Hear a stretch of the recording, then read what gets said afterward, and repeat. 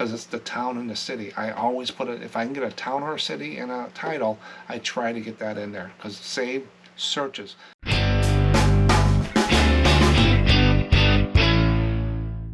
Welcome back to SM Postcards. Today I have the same thing, but I added a few things. So we got a fully loaded video with some stuff I'm going to show you. I'm going to go over to what sold real quick. I sold 13 cards. Talk about those a little bit and what sold, so you get a variety. You can see what's selling out of my store. And then the dollars I picked up on it and stuff. That doesn't take too long. That's usually in the beginning. And then I'll go over to a special topic, and we're going to talk about Main Street postcards. Postcards that say Main Street. I always put that in the titles and pick those Main Street ones up. And I'll show you some of the cards that I found out there. We're going to talk about pricing, sell-through rate, and what to look for, what I look for on stuff like that. And then the third item, I got new processes or new things in my that I put together to help me out. I like sustainable, repeatable processes. I don't like stuff that I do it one time, I get a little hit, and I move forward. I want stuff I can continually do throughout the year that will add up by the end of the year, and stuff, and I can repeat it easily. And the way I was doing some of the things, it was not driving me crazy, but it was just not the best way to do it, I don't think. And then I'll pull, what is the farthest you ever traveled to buy postcards? Have you went 300 miles, 1,000 miles around the world? We're going to talk about that and what the viewer said. And now at the end, I always do viewer comments. And one of the viewer comments was, in Ko-Fi, I've been putting lots up, and I do these collages of all the cards, so you can see the 100 cards at the front of the card in a collage, because it gives you 10 pictures. So I scan them, then I put them in 10 different collages, so you can get a viewpoint what's in that pack. And a person wanted to know what application I use. So at the end of the video, I go through that little app I use. It's not real expensive. It's something I found. I think I paid for part of it, but we'll talk about that app at the end. But let's go ahead and start what I sold. And now before I start, I also wanted to show you, I put these in there because I use them myself and I thought I would share. These are what they call marker cards. So when you go to shows and you're pulling cards out of people's boxes and stuff, they have markers so you know where to put them back in. That's one of the worst things about antique stores or shows, is people put the cards back in the wrong place, and you got to go through and sort them again. So I made these little marker cards for me. It's got my little logo at the bottom. It says marker, please file behind. I did a red one, a yellow one, and a green one, basically for myself in the boxes, and I put them in the Ko-Fi store for $2.75 free shipping. So you get 3 cards, you support the channel a little bit, and I mail them to you with a stamp and a label. And if you want more, I can print off as many more as you want, or different colors. Just let me know what you want. It doesn't take me long. But I had one for a long time. It's a plastic one. And I wanted to get some of these, but I don't do shows. And these are really good for shows. I just do them myself, or if I go to a show, I'll stick one in my back pocket, so I know if the show person doesn't have it, I have a card. But these plastic ones are expensive to get done, and I couldn't find a good price on them, so I decided I'll just print out my own. It's on 80-pound paper, and it's semi-gloss front, matte back. So it's not as thick as the plastic, but it does good enough on there, and if you need more, I always got more of them. But they help me out, so I thought I would share. Always pick up Holiday Inn cards. Make sure you get that in the title and the subject. I put them up for $4.75, and there's collectors out there for Holiday Inn. This is a vertical card, and this one is 1 Onada, New York. So people try to pick up all the different states, and this is the great sign. I did a video on Holiday Inn postcards, what to look for, and a little history about that great sign. It's probably one of the worst marketing mistakes a company has made, they said, is by them removing that sign and going to another logo. So it's a little interesting read that I found. Next one is, remember what I said, list it. People will buy it. Hope they don't have a beef with this card. Cows. Texas thoroughbreds and blue bonnets. So you got blue bonnets and you got thoroughbreds. Beef. Unposted chrome card. $4.75. So the print, Proteus. I'm not for sure how to say that name. This is an older ship. This is probably, I don't know, 1920s maybe. Someone probably tell me. but that's just one of those prints. This is on the lighter cardstock. That sold for $4.75. And then you got the General Grant. Grant does probably out of most of them. That and Roosevelt are the ones I did. This is one of those Gettysburg collector's issue type things of all the generals, and that sold for $4.75. I got a bunch of them in a lot or something, and I put them all up. They had all the different ones. Now this card here sold for $5.75, and Oakland Broadway, Berkeley Hills, California. It's got some older cars. It's got a Flatiron building, and it also has a sign here. That's why I raised it $1 to go through. It's a California card, a lot of them out there. Posted 1953, and that sold for $5.75. This one here is a bank, Poughkeepsie Savings Bank, Poughkeepsie, New York. I think I'm saying it right. Just a vertical card, white border. A lot of times you're going to see that little symbol. I see that a lot on white borders. Not saying that it's going to give you a white border, but I see, when a white border, I see a lot of that type of logo for postcard. That's the bank. And that one sold for $9.55. So there's money in banks. And I did a video on banks too. So I always pick up banks. Check that video out. And now this one is a Carlisle suspension bridge in Carlisle, Illinois. So it's a big bridge, big monument, cement things there. So suspension bridge, just a chrome card, nothing special. Looks like a lot of stuff. A lot of people probably wouldn't even list that card. It's just a bridge, $4.75, so $5. This one is the William Oxley Thompson Memorial Library, Ohio State University. Someone probably went there. Just a library, $4.75. Then USS George Washington. I have a lot of USS George Washington. This is an aircraft carrier going through, looks like it's down in Florida or Southern on there. Let's see if it says, pulling into Port Everglades in Fort Lauderdale, Florida on September 2nd, 1993. So it's coming in to port. So that sold for $4.75. This is the Scottish Locks. It's a Scottish card. I think I listed it because it was such a good card stock and multi-view with a banner. Sold for $4.75. That'll go out. And then here's a gentleman, Judge Isaac C. Parker. Portrait, Judge. $4.75. This one sold for $7.65. I call these drawing cards. I don't know the exact name of them, but this is of a Indian Native American maiden walking through some flowers with like a jug in her hand, and I think it has a little artist signed on there. Right there, and that sold for $7.65. It was posted in 1914, so divided back type, and it's not real glossy, but it's like a drawing card is what I call them. So altogether I sold 13 cards for $77.98, and my average sale price was $6.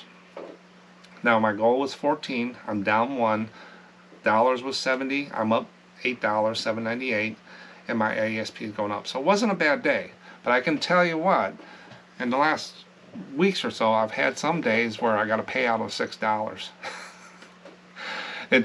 It comes and goes, but I don't look at every day. I look at the month more than anything. Then 3 months, 6 months, 9 months, 12 months. I'm not worried about having some slow days. I don't go in and make a lot of changes. I see a lot of people, they'll have a couple slow days, then they'll go in there and throw a lot of sales on, do an end list, do this, do this, do this, do this. To me, that looks like someone poured water on your writing and it's ink smear all over. How do you know what's working or not if you jump to conclusions whenever you have one slow day? There hasn't been a month that I haven't been able to pay my bills in all the years I've resold. It always comes out by the end of the month. I'm using money to pay my bills now that I made 6 to 8 months ago. I'm not using today's money. So I'm not worried about not having sales for 2 days or whatever, if something happened, or people just ain't buying postcards. But I'm not going to sit there and make major changes. Now, if it's going on for a month, 3 months, and I'm seeing a trend on something, I might make a change, but it's going to be small. But otherwise, I just stay nice and steady, because it's always worked for me. I don't jump around and make snap decisions just because of one day I did, $6, $9 payout. and stuff like that. How it came out, I do have a Ko-Fi order going out for $80. So this is going out for $80. So the day ended up being $157.98. Not bad. I'll take that over to $9 days here and there. But for the average for the month and the year, I am over $70 for sure. Definitely. And so next year I'm going to raise it to 16 cards a day, $80 a day, and keep raising my ASP. And strategically buy postcards. I don't want to buy a huge lot in 2024. I just want to strategically buy small collections, some auction finds, get some cards I can pull out and put into Ko-Fi for some lots I've been doing, and I'll show you that here in a minute. So that's what's sold in my plans. Now we're going to get into Main Street postcards. As the thumbnail showed you, it's basically a picture of a road, cars parking, usually what you see, and it shows you Main Street. Now sometimes if it's focused onto a drugstore or anything like that, that would be a topic card there, but a lot of these, they can call them view cards as well. It just depends what subject you're going after. It doesn't really make that much difference in money. A lot of people don't know the difference between view and topical cards. They really don't care. They just want a picture of the Main Street when they were young. Now Main Street, you can find them anywhere. Almost every city has a Main Street. Maybe a couple. I know one town has 2 of them. It seems like you go down one and it changes names and it goes back to Main Street. But I'm going to go ahead and talk a couple paragraphs about Main Streets, the history of it, and I'm going to show you some postcards I found of Main Street so it can get your curiosity up when you go out and look for cards and what they do. And we're going to look at the sell-through rate and pricing here. Here we go. Main Street is a name that can be found in many towns and cities across the United States. Yeah, everywhere. It has a long and interesting history. The name Main Street dates back to the early days of American settlement when towns were being planned and built. In those times, Main Street was often the most important street in town. It was a central hub where people gathered to socialize, do business, and attend community events. Main Street was usually lined with shops, banks, and other important buildings. And that's what you want to look for, those Coca-Cola signs, those Rexall Drugs, those drugstore, bakeries. You want to point that out in your titles and stuff so people can look in there. It was a bustling and lively place where people could buy goods, meet their neighbors, and stay connected to the wider world. Over the years, Main Street became a symbol of small-town America. It represented the heart and soul of the community, where people came together to support local businesses and celebrate their town's unique character. Main Street was often featured in movies, books, and songs, further cementing its place in popular culture. Today, Main Street still exists in towns all across the country, and they continue to be important centers of commerce and community life. While the specific history of each Main Street may vary, the name itself carries a sense of tradition, nostalgia that reminds us of the rich history and vibrant spirit of American towns and cities. Main Street postcards have a fascinating history that reflects the evolution of communication and travel in the United States. In the early 20th century, when postcards gained popularity as a way to share greetings and news, Main Street postcards became sought-after souvenirs. These postcards featured colorful illustrations or photographs capturing the essence of Main Streets in different towns and cities. They depicted the bustling activity, charming storefronts, and architectural styles that defined Main Streets across America.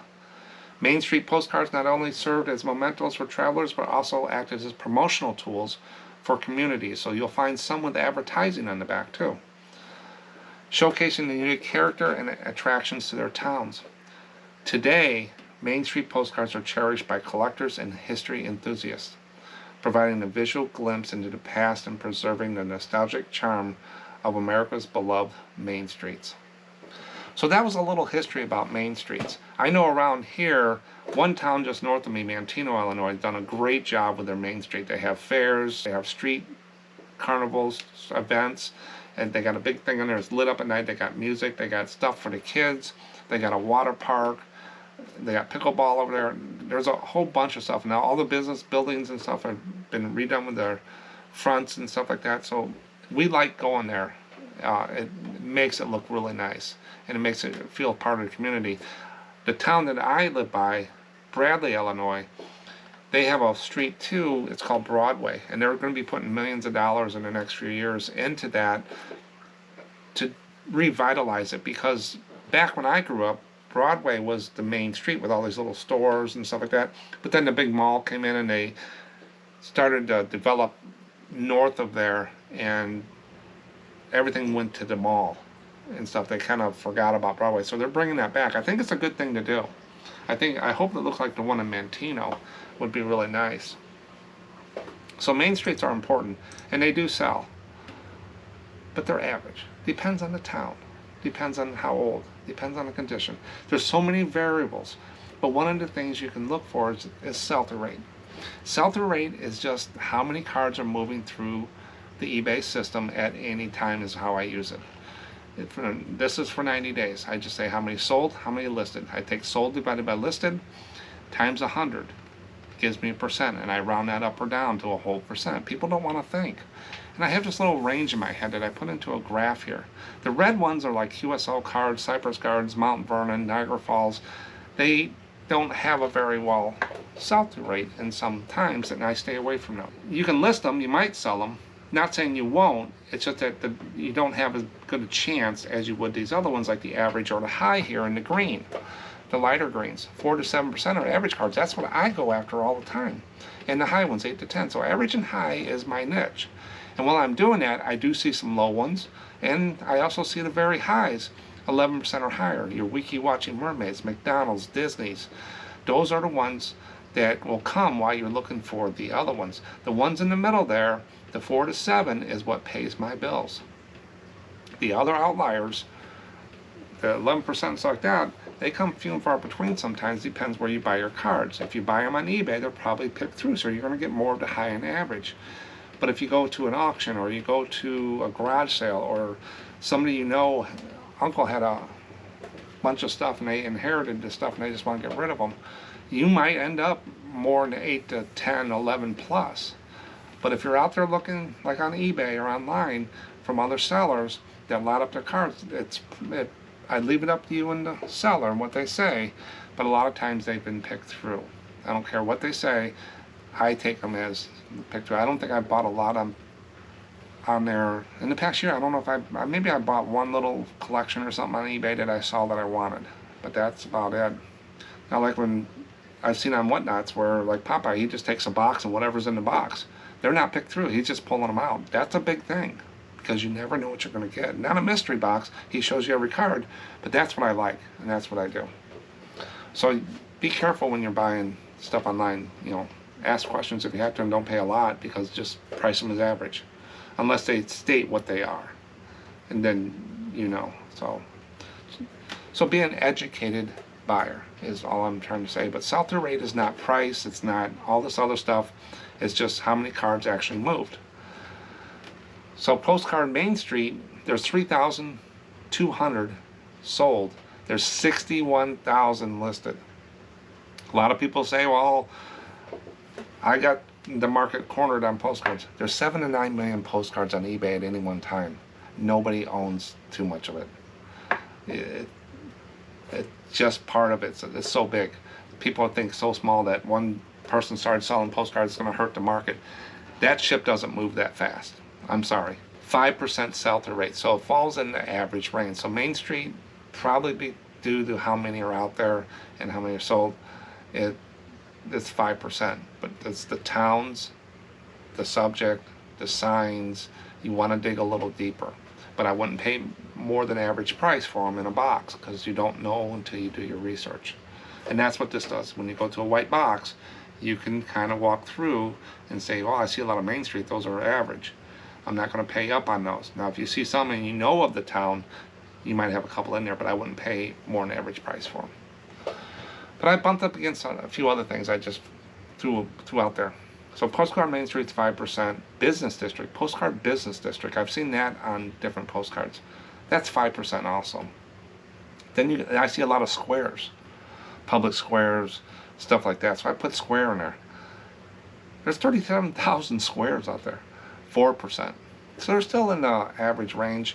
And then road, because the Main Street cards, you see the roads on there. The Main Street, the street and roads.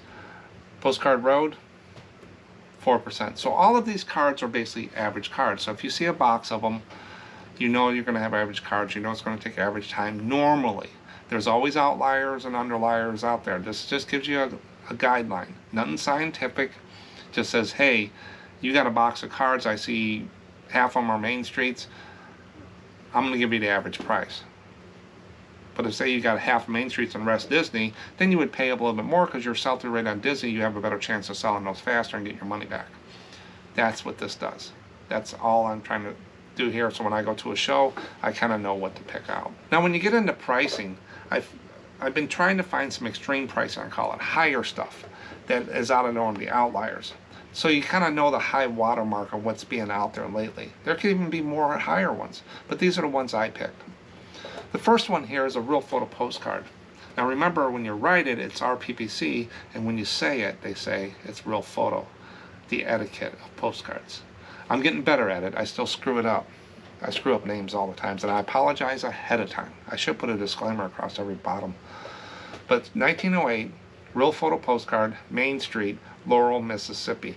They could have got rid of the commas and little punctuation. I don't use punctuation.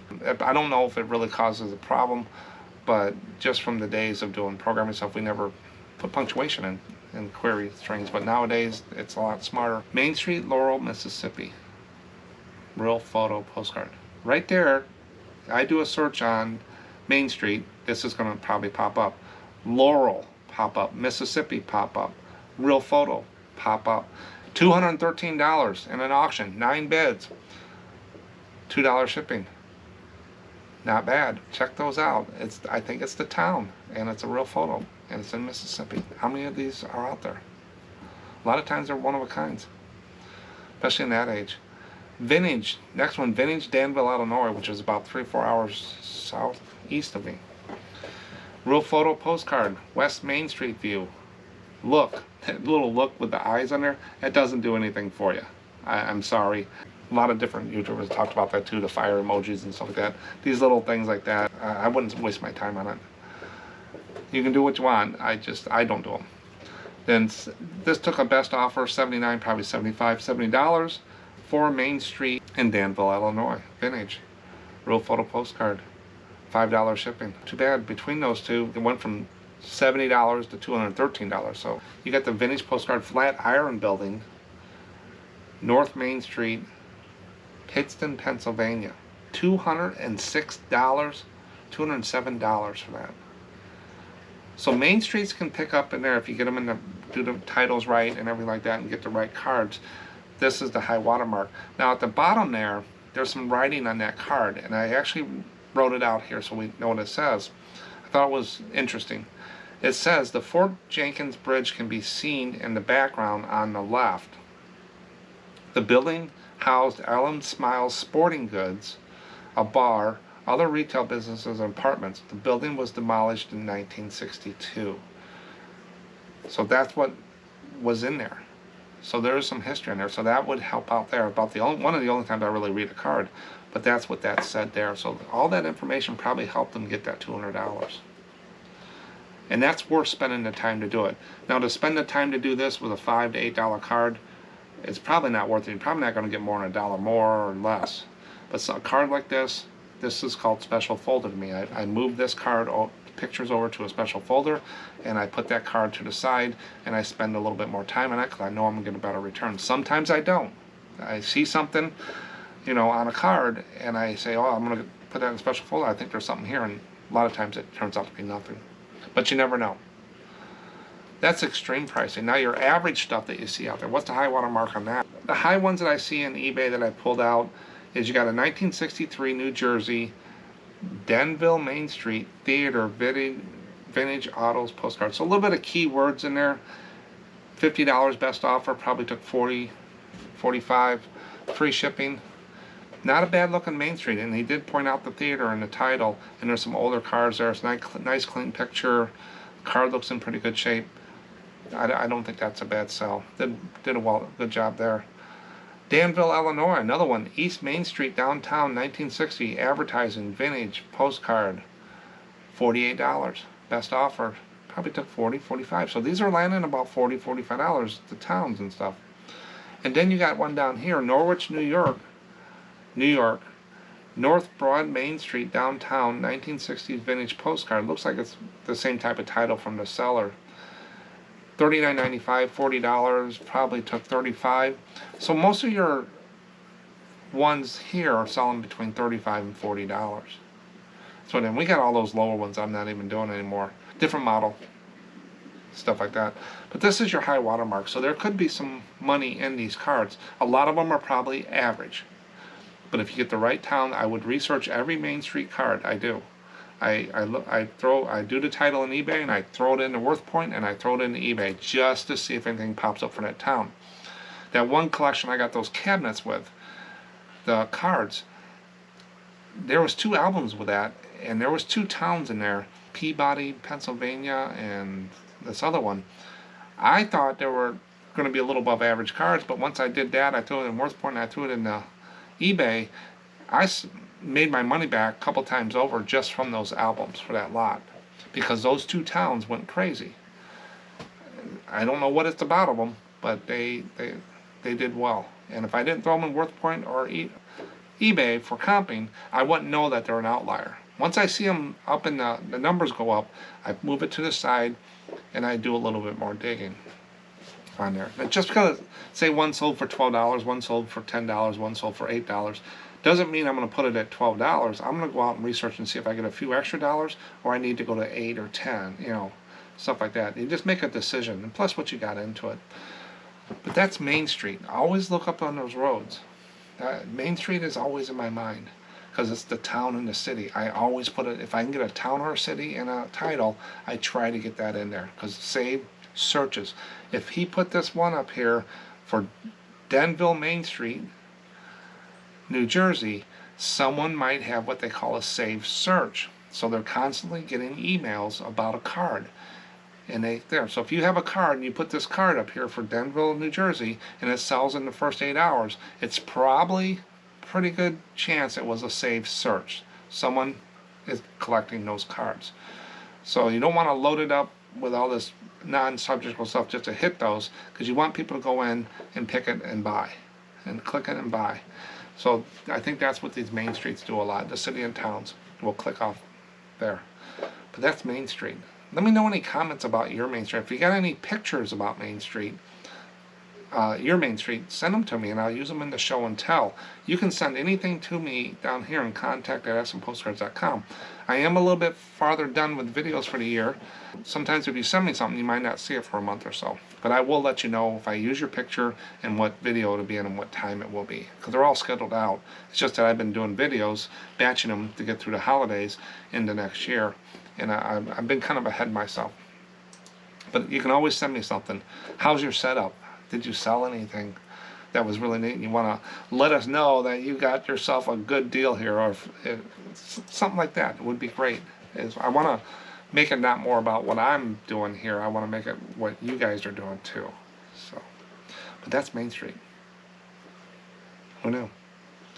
Now, before we get into the poll about how far you traveled, I got some new stuff, and I wanted to share. And it might not be the best thing for most people or some people, but I had these problems, and if you watch my videos long enough, I like organization. I like to keep things sustainable, repeatable processes. I don't like jumping around. I'm more of a systematic approach person.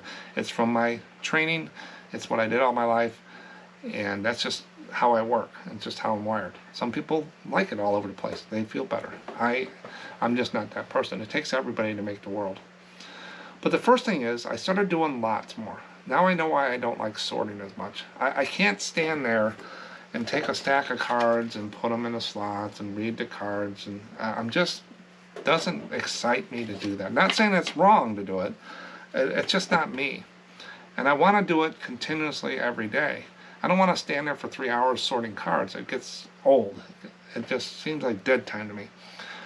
I like to do things a little bit every day so it builds up. And I said, where can I had all these little stacks of cards all over the place. Main Streets, this, churches, and it just, one would fall over. I said, I got to come up with something different or not do this. This doesn't work for me. I don't have the space that much anymore on the table space in the office to do all that. I don't want to put boxes on the wall and pigeon things. I don't have the wall space. But I said, yeah, I do. Right behind this door over here. Let me see if I can turn the camera a little bit. There's a door there. Right behind that door, next to Sal there, and he's in charge of this. This is his job. I gave him that. He gets peanuts for doing this. Real peanuts, not just peanuts. But I said, I got some space here. I wonder if I can find something I can put on the wall with about 20 or 30 little boxes or something that I can just sort cards, grab a bunch of cards out of a box every day and just sort them for the things that I'm doing that month. And then every day I do that, and in 30 days, or every so often, I could have 100 cards for a lot. So that might work. So I went out and I found something. And this is what I ended up with. I had an extra sign too, so I put it above it. I had to do something with the sign. Here's what I did. Now if you look at this, they're going 4 across, and then they go 8 down. 32 little cubby holes. And they got little labels on them. Now when I started this, I only did one set of 4. They come in sets of 4, and this is when I started. And then I went in and I said, what do I need to categorize? You can sort cards on so many different ways. That's another reason I don't do it, because there's just so many different ways. So I picked it out. Bridges, art, schools, trains, buildings, state capitals, art, real photo postcards, flowers, just different things, out there. And I picked, so this month I picked 32 different ones, postal cards and stuff like that, and I just put them on a spreadsheet and I print it out. Then I just cut the little labels, and they're just little paper labels that sit right in front there on the front of the cubes, and I'll show it here in a second. And I can change those as I clear them out and do something different when I see there. But I just go to a box of cards. Whatever's in the box is what I'm sorting that month, and I just pull the cards out, and if it's one of these things, I put it in there. If you notice, I have some cards in there, and they're getting nice and large, almost to 100, so I'll have some more lots to put them. When they reach about 100, 150, that's when I pull them just to do the lot for a coat. But these are where I got them from, as I found it. And I'm going to show you one here in a second. There is some little bit of a problem with it, not much, but they come in a set of 4 sets, 16 at a time, and they come with, for $40. I think I paid, the first one I think I paid under $40, I think it was on sale. But $40 for these, reaches about $3 a little tub. Comes with a backing, comes with some screws. The anchors they send you suck, they don't work. So go get some other anchors if you put them in drywall. My wife sent me on a run because she was not liking the anchors, so I had to go out and buy some other anchors. But I'll put that link in the description going forward for this sorting thing if you wanted to look at it. But the anchors are no good. When I put them on the wall, I put some space in between. So when she was doing it, that's why they're nice and straight. She does all my shelving, put them up. But I took 200 cards and I put them in there, and that's where she come up with the space between. So sometimes those lots might get up to 200. I wanted room. I didn't put them real close together so I can leave them in there. They pop off real easy. You just put them in there. You go like this on the thing and it pops in, so I can pull them off. It's not real cheap. It's good plastic and stuff. Now these are made for like tools or stuff like that. But when you get a postcard, you slide the first one in, they sit good. You got to get the first one just right in there. Here you go. You can see it. They don't go all the way to the bottom. Now some of the cards don't fit. They'll go sideways, whatever. But it says that it's 6.3 inches times 3.5.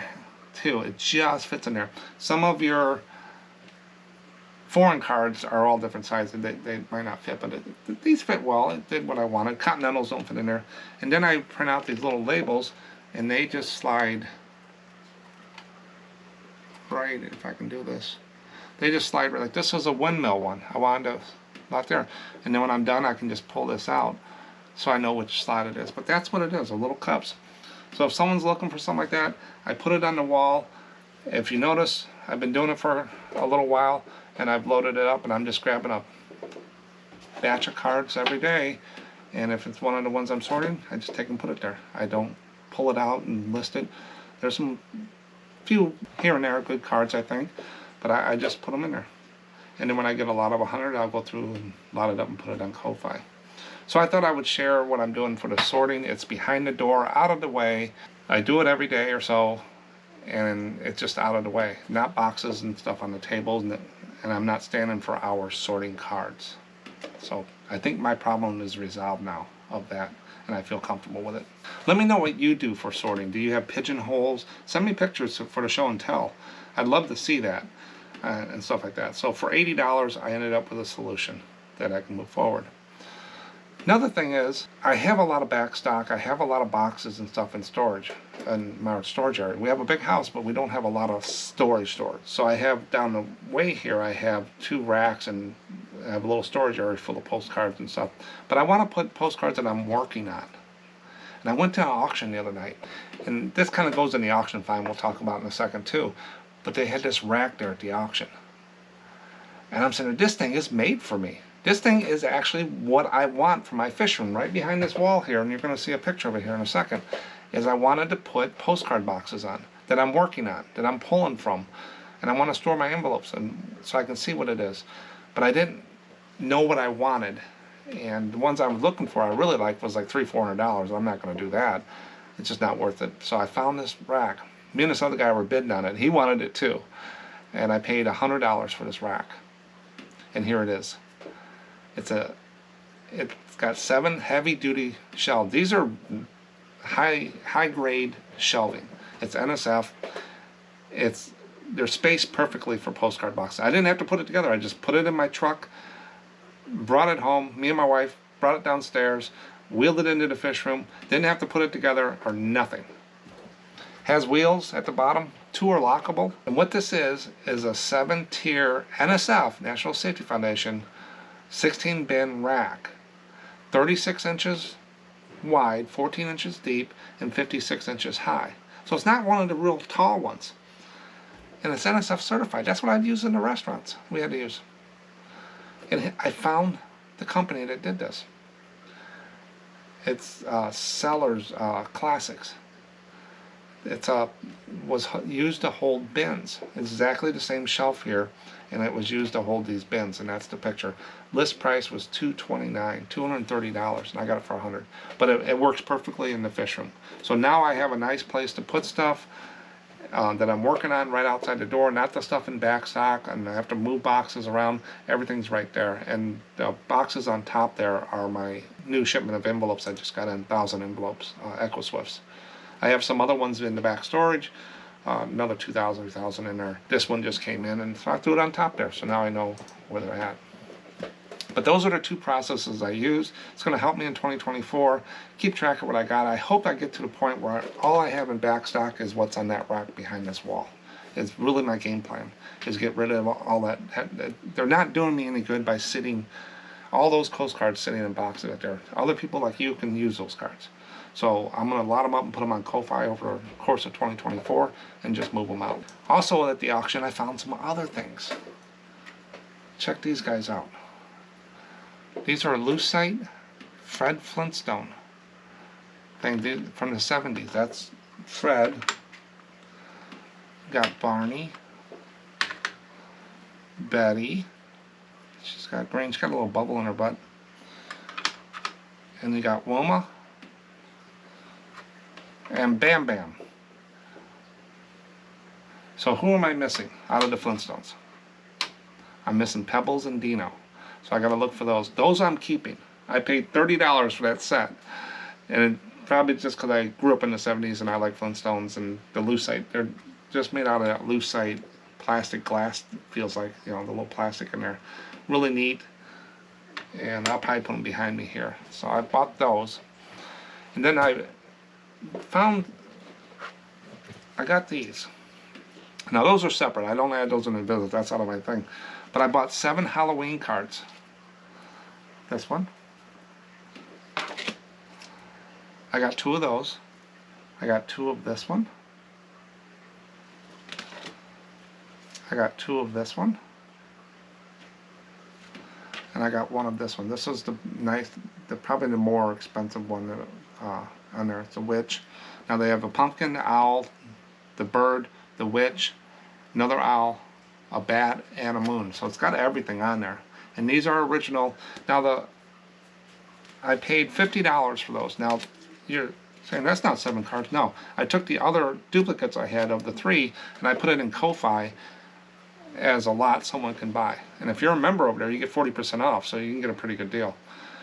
I don't know, I'm doing this video, I'll have to check, see if they sold yet. But I got 7 Halloween cards for $50 or $7 a piece. The artists, when I did a real quick comps, most of these cards sell between $20 and $30. That's just a real quick look. And one of them kept saying it's the artist Stetcher, so I'll put it down here, Stetcher. I got to do a little bit more homework if that's what it is. It's some kind of series. They have a series number on the bottom. But these were conditions very good on there, and I just got to do some more research. So I got those. I also got a box of 250 cards just sorted that I used to sort. They're on there. I got them cheap for 50 bucks. 250 cards. I got them for 20 cents a piece. A lot of them went into the sorting. There were a lot of greetings, Christmas, and stuff like that. I usually don't pick up, but I picked it up because I sort and make lots now. So I picked it up for 20 cents a piece. I got the new rack for $100. And then I got a postcard album. I almost missed it. I didn't see it on the table, and I walked by one more time and I saw it. This auction's great. These guys do a great job there. Train, planes, and stadiums. 200 cards. Paid $60. 30 cents a piece. Just some examples of what's in there. This is a horse car. If you look, there's a horse on the back of the train car. This is an incline railroad. This one is pretty neat. I've seen this before where 3 trains can go at once. There's tracks and bridges. And I think it's in Ohio, if I remember right, or New York or somewhere. But that was a pretty neat one. This is a logging train. This is a Zephyr with the Vista tops. This is like a trolley in a jungle or something. This is another trolley train thing. All these cards are in great condition. Then we get into the planes. Here's an airport. This is Wichita, Kansas, older airport. This is a airline issue card. It's got the airmail stuff on the back. TWA. This is main terminal Pan American Airlines. Linen card. Real photo of something somewhere. I can't read it. Of a stadium. That's a real photo of a stadium. And then here's the St. Louis Stadium card in there. So that's just an example of the 200 cards that I got, and I paid $60 for it. I paid 30 cents a piece. So I spent $260 of everything. 457 cards. If I sell them at an average of $5 a piece, when they sell, you know, postcards that can take forever, I'm going to make $2,285. I think that's a good return on investment. But always check, as we get into the poll, your local auctions. I'm going to be driving down to another auction probably at the end of the month, which is about 2.5 hours south. Me and my father-in-law, we're going to go down, and they have some postcards and some other ephemera and stuff, and a few things he likes. So we're going to go down and spend the day down there. Got to get up early and get down there, and spend the day at the auctions. But get out and source on those. But that's a little different than the videos. I thought I'd show you what I've been finding. But now the poll. This poll in 2024 is going to be very important to me. What is the farthest you have ever traveled to buy postcards? 1 to 20 miles? 42% is the highest. So they stay around the area. 21 to 75 miles, 19%. 76 to 200 miles, 25%. That's the second one. Over 200 miles, 14%. So a lot of people just source in their area, and they probably buy it online. There's a lot of online buying for postcards. But I'm finding by traveling farther. Now when I bought the big lot from Daniel from Nashville, you know, I drove all the way down there and back and spent the night. And, you know, so that adds to the cost of the cards up. But he gave me such a good deal, it was fine. And it's a straight shot. Me and my father-in-law went down there. So I've traveled that way. Went to Brimfield last year, drove all the way from Illinois to Massachusetts. It hit and stops along the way. We did it for a little vacation to get away too, but that's how far I traveled. In 2024, I plan on traveling a lot. Might make it out to the York Postcard Show in November next year. I'm thinking about doing an East Coast trip up and down. Maybe when I go to Florida, I might drive up into Florida a little bit more, Maybe we're down there for a week every June. Maybe I'm going to go away for a day or two and stay over someplace and just check different places and drive. But I'm starting to look at auctions. My auction zip I used to look at 50 miles. Now I'm putting 200 miles. I'm staying away from going north toward the city of Chicago. I want to go south. That's where I'm finding better collections. They're from estates, these albums and stuff like that. So so if you can't find stuff around your area, you need to move farther out. You just can't go out of your driveway, go down and get a cup of coffee, go to the thrift store and expect a resale. I don't think going in the future.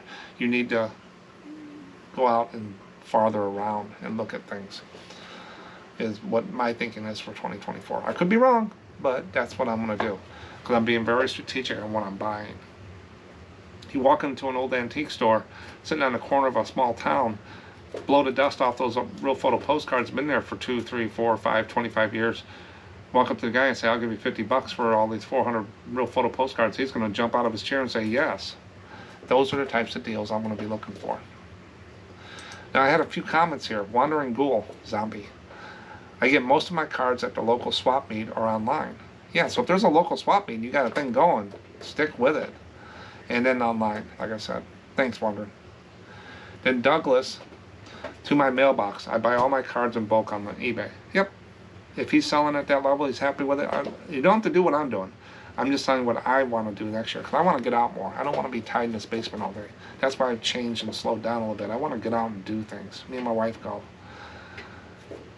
So if you're getting what you need, get out of there, and you're happy with it. That's great. Thanks, Douglas. And Katharina, mailbox to pick up online Whatnot orders from U.S. and Canada. Whatnot has been good with postcards, stuff on there, but it just depends how they sell them. I like the bigger lots and stuff like that, but I haven't bought a lot online. I've stayed away from it in 2023 a lot, and I want to get out and move. I want to get out of the rat race of looking and chasing inventory. I'm set here, if you see my video, about I don't need to source in 2024. I have enough cards to list every day, basically, in 2024, and I walked through how I did that. So I don't have that fear. So I don't have to source every day. I got a back stack of cards here. I just want to be more strategic and find some really neat ones. Everybody likes to hunt. Doesn't mean I don't want to buy postcards. I just don't need to. But I want to. That's the poll. If you ever go to a place and traveling around and find some neat stuff, you don't have to tell us where it is or anything. Don't want to give up your hunting holes. But just show us the hauls that you get is what I like to see, what people win. Their wins and losses would be great. And just send it to contact@SMPostcards.com. Try to fill up that show and tell every video. Then I got 4 comments here. Not too bad. They should go pretty quick. Biff Buffo, what is your plan when you reach 60,000 listings? Upgrading to Anchor Store or slowing down listing? Basically, I'm going to not go to an Anchor Store. When I reach up there, I'm at 48,200 or something as the time of this video, 48,000. It'll take me another year or so to get there. I'll probably, when I hit 55,000, if I hit that, I'll start pulling boxes off the top. I have room for 60,000 cards and stuff in here, listings. Because I have a quantity over 100,000, but it's enough. I have enough. So I'm not trying to go as high as possible and just keep listing at a high number. So that's probably what I'll do, is not get an Anchor Store. I'm not going to pay the $300 a month. I'm not going to get another store, postcard store, and load that up. I don't want to do 2 stores. My oldest cards are in box 1 up there. I'll probably pull that down, lot those cards up, and make room, and that'll relieve 800 cards, and it'll keep me room. That's probably what I'll do on there. I'm not looking to be the biggest and the most cards and stuff like that. I just, as you guys saw, I cut the toys out and everything flea market this year. I just want to slow down and just make this as a supplemental hobby, not a hobby, but a selling, and do YouTube. Nice steady pace is what I'm looking for. Thanks, Biff. And as I get closer, I'll let you know if it changes. And the next one, Intage Memories. Love the fish tank endings. So a lot of people like the fish tank, so I put those endings out there when I go to the aquariums. I got a lot of footage, stuff like that. Go at least 20 seconds. So a lot of people said they want it a little longer. So got some more footage I've got to put out, so I've been combining two. So I got 20 seconds, 20 seconds, 40 seconds. So it's at the end of the video, and it plays a little bit of music and show you some fish on there. So a lot of people like that. I'll continue to do that in 2024, and I will make them. I was thinking about that also, and you pushed me over the edge, Memories. So I will do that. And I will do a fishing walkthrough on one of the videos. I won't do a standalone video for that, but this year I will walk through and show you how it's all set up and what I do with it. It'll be about 10 minutes in the middle of a video. Maybe I won't do a poll, I'll do a fish room. A lot of people want to see the fish room, so I figure I'll do that. And Sal will be in the videos a little bit more, my bird. So he's got to, for all the peanuts and seeds he eats, he's got to work for his money, his seed. So I got to get him in there. He's been kind of slacking this year. Then Wandering Ghoul comes back and says, I sell cards $3 to $6 on average. I will sell a card for $2 to $50 if they're damaged or something. I'd rather get a little money than just toss it. Everybody has a system, everybody has a model to move stuff. I'm starting now at $4.75 is my lowest price I'll sell the card. With any kind of promotions I do or any kind of sales or discounts, it still gives me the margin I want, pays for the shipping envelope, and also the biggest thing is it keeps the baggage.